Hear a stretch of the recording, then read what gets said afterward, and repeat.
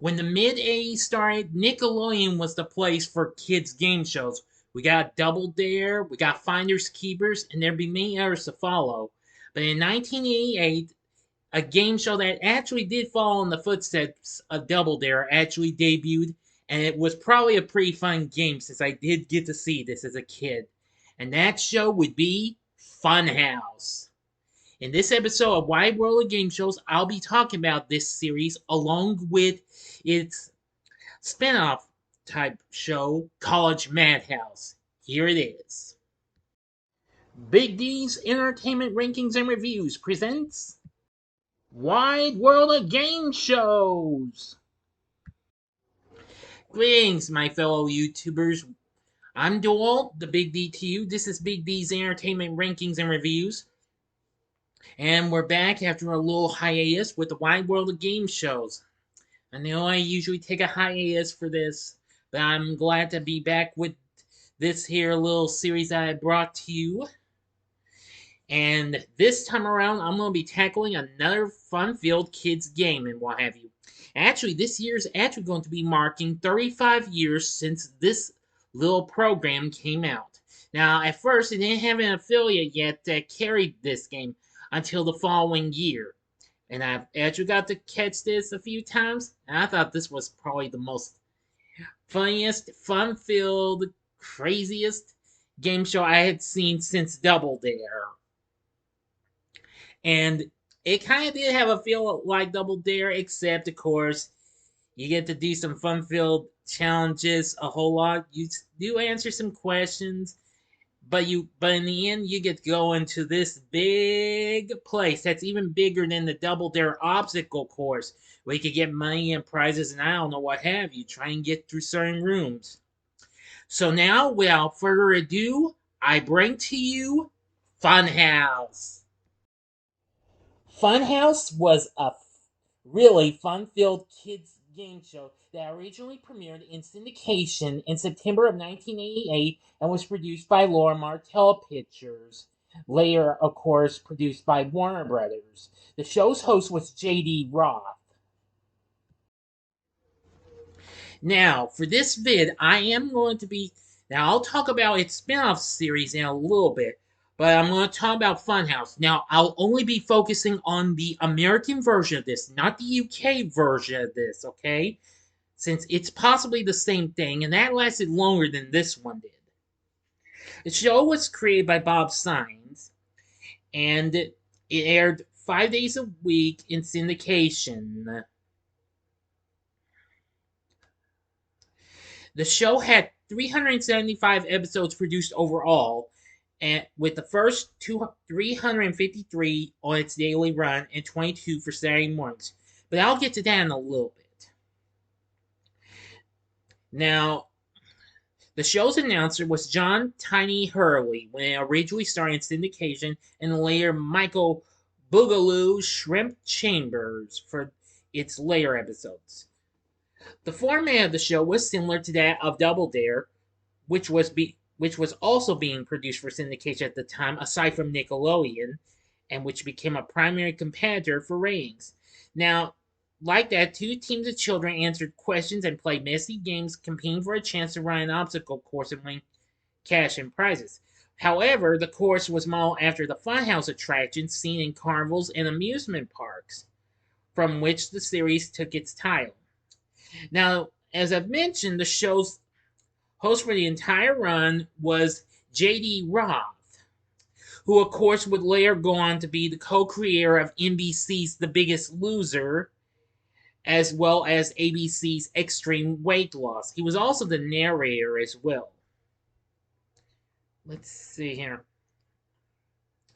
And he also did lots of other programs, including another short-lived game show called Double Up on NBC. He even did the Game Pro TV series, the first season of Masters of the Maze, as well as 2 of the 6 seasons of the game show Zoo Venture. And lots of others. And, oh boy, there's so much he did after this. Now then. Now, of course, John Tiny Hurley, as I mentioned, was the original announcer and appeared in the first two seasons. Now, now after its two seasons in syndication, the Fox Network, which was actually the original, who originally did air this for syndication, which is where I caught it, picked it up for a third season and called it Fox's Funhouse, which ran for only 22 episodes on their Saturday morning lineup and was, well, announced by Michael Boogaloo Shrimp Chambers, who was a famous breakdancer turned actor. And then, well, when he was on Funhouse, he took the name MC Mike. Also on there are cheerleaders who are identical twin sisters Jacqueline and Samantha Forrest, or Jackie and Sammy for short.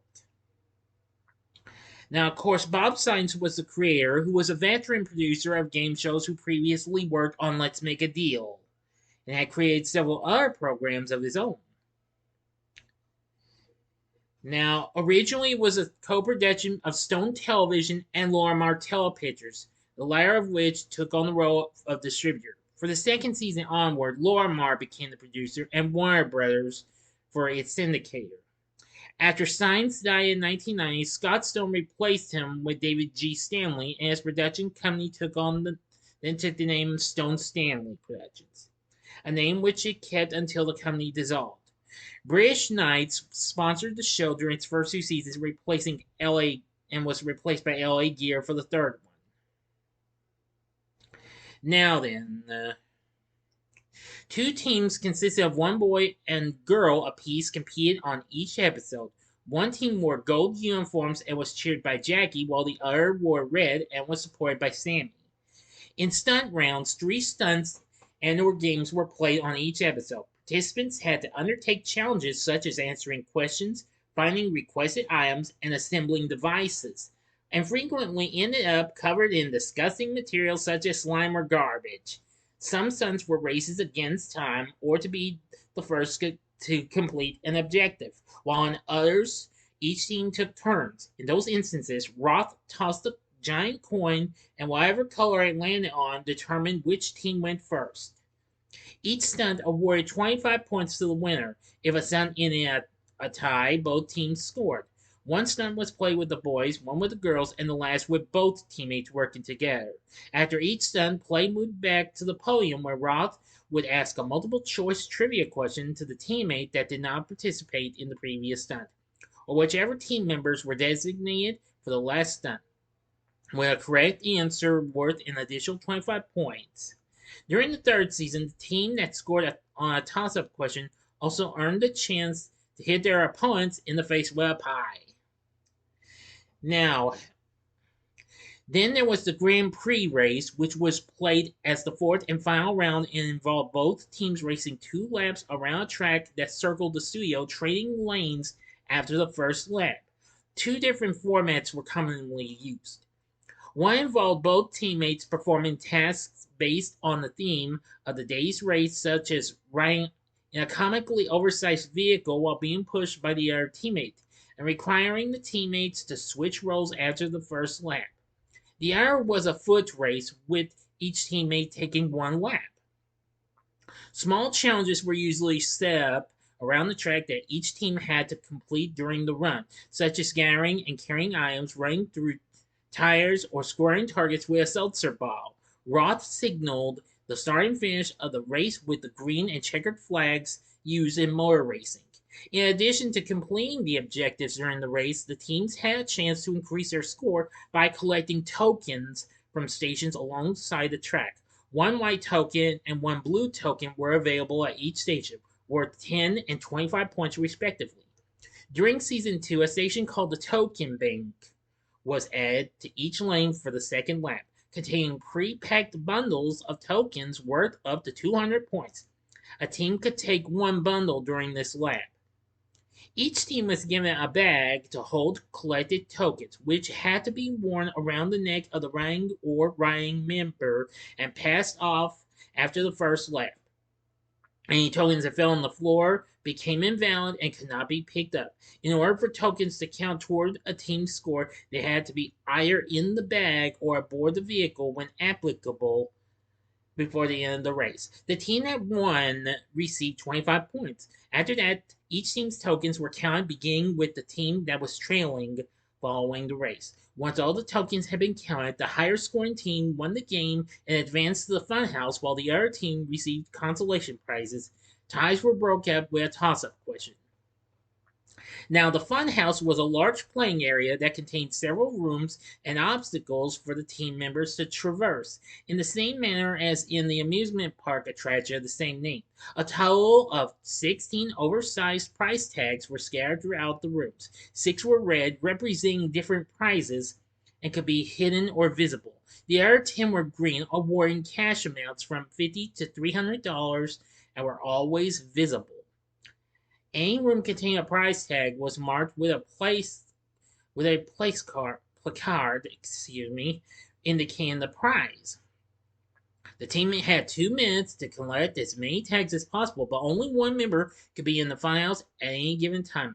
After collecting 3 tags, he or she returned to the entrance, and his or her teammates started into the funhouse. The round continued until time ran out, or all 16 tags had been collected, whichever occurred first. If an obstacle malfunctioned and made progress difficult or impossible, the team was granted extra time, usually 20 to 30 seconds at the end of the run.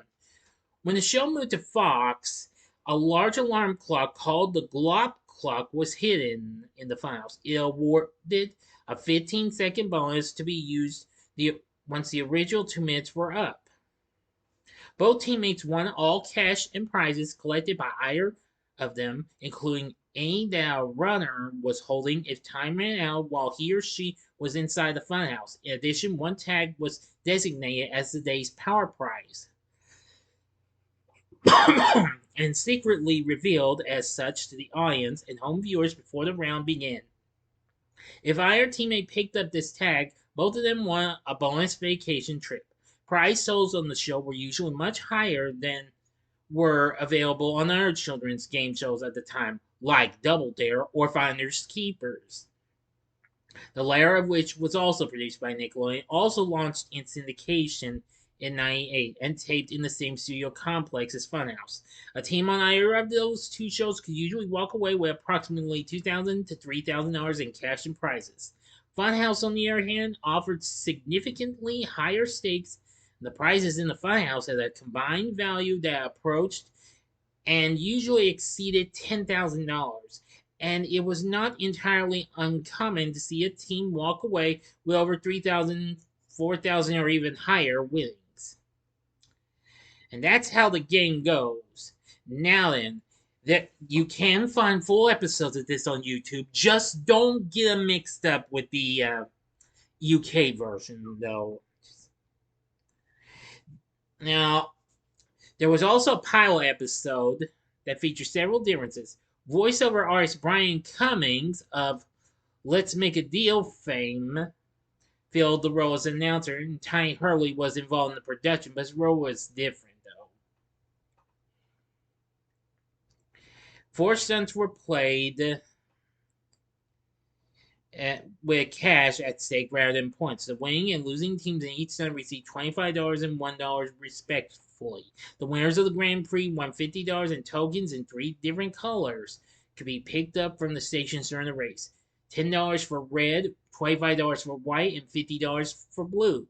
The Funhouse featured a total of $25,000 in cash and prizes, and each teammate was only permitted to grab 2 prize tags at a time, but could take as many cash tags as desired. One room contained a device called the Button Banger, which awarded a random cash bonus of up to $2,000. Once the Funhouse run ended, Roth checked each of the prize tags by inserting them one at a time into a scanner on the podium to determine if the team had found the power prize. Hurley announced the result of each scan. If the power prize was found, the team won every prize on offer for the day. That was in the pilot episode. Now during its run, there would be fun-filled merchandise, including a board game that was loosely based on it, released in 1988, which utilized dice, markers, and a board game that plays like a real funhouse. It was given as a consolation prize on the show. There was a travel game, a handheld game from Tiger Electronics released in '89, as well as a Clicks Pocket Travel game. There was also video games, one for the both released by High Tech Expressions, released on the Commodore 64 and MS-DOS in 1989, which that version was similar to that of had the feel of the actual files. While a version for the NES in 1991 came out, but that game was much more different. However, it did have a good 8-bit version of JD Roth, as a matter of fact. And in 1990, there was an exercise field, two of them, released under the Funhouse Fitness Collection hosted by J.D. Roth along with Jane Fonda. The first one was called the Swamp Stomp for kids ages 3 to 7, while the second and final line was the Funhouse Funk for kids ages 7 and up, and was reissued as part of the Jane Fonda Collection DVD compilation in 2005. So anyway, now you know about Funhouse, but wait, there's more. In 1989, as Funhouse started its second season, it would get kind of a big guy counterpart to this, a spinoff called College Madhouse. It was sort of similar to it, but it had college students participate, and the game was hosted by future Academy Award nominated actor Greg Kinnear. Now, College Madhouse was short lived, it only lasted one season. Now, there was a male and female referee assisted with the gameplay, and Bo Weaver, who a year before this, in 1988, was the voice of Clark Kent and his alter ego Superman in the short lived Ruby Spears Superman animated series on CBS. Now, the gameplay consists of two teams of 4 students, each from rival colleges, competed against each other. They played messy stunts and answered questions like its predecessor. However, this version featured much more risque content and stunts than its predecessor, often involving crude college gross-out humor and games that required lewd bodily movements among the participants. The format was basically the same, but with some notable differences and what have you. Now, like Funhouse Street stunts were played, the finals were the finals round, where the teams lined up face to face at the podiums, where which were buzzer light boxes were moved to the top for the round. Jumping questions from a specific category was asked. Getting a question right earned 25 points and the right to hit the opposing player in the face with a pie, or on occasion spray whipped cream in the opponent's face. These 2 players then rotated to the back of the line, with the next 2 players answering the following question. The team in the lead after a minute and a half won the game. If the game ended at a tie, one final question was asked but without pies. The first team to buzz in with the correct answer won the game. If they were wrong, the opponent automatically won, though in earlier episodes, a wrong answer meant the opponent had to answer, and the winning team would go on to the Madhouse. Now, of course, the format for this was slightly different. For one thing, instead of the power prize attached to a randomly selected tag, the object of the round was to clean house by grabbing and collecting 13 tags. And for another, there were only 3 prize tags, each having 2 prizes on them, mostly related to each other in some way. Usually the relation was very obvious, providing extra humor. Now, like in Funhouse, the winning team had 2 minutes. However, each player had exactly 30 seconds to collect as many of the 13 tags as possible. So instead of the clock being set for 2 minutes, it was always set at 30 seconds, with the clock resetting for each new turn. After one player's time ended, he or she had to stop collecting tags wherever they were at, and the next contestant was let in immediately, although a contestant could stay in the house after their turn. If the team cleaned the house by collecting all 13 tags before each of them had their turn, they won a trip. Regardless of the outcome, each teammate kept all the prizes that they collected for themselves, while all the cash that they collected, up to $1,000, went to their university.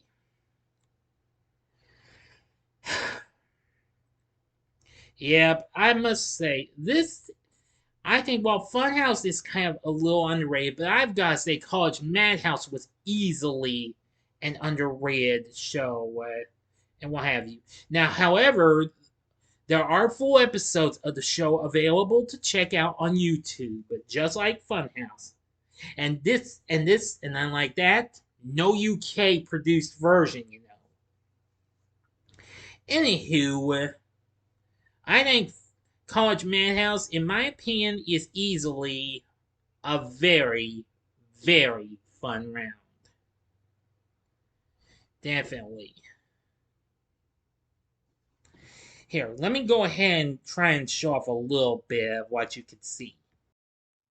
Okay, this is from a finals episode of College Madhouse, and you can see the guy in the blue shirt with the logo for the game. That's Greg Kinnear, and they're in a little bit of finals round.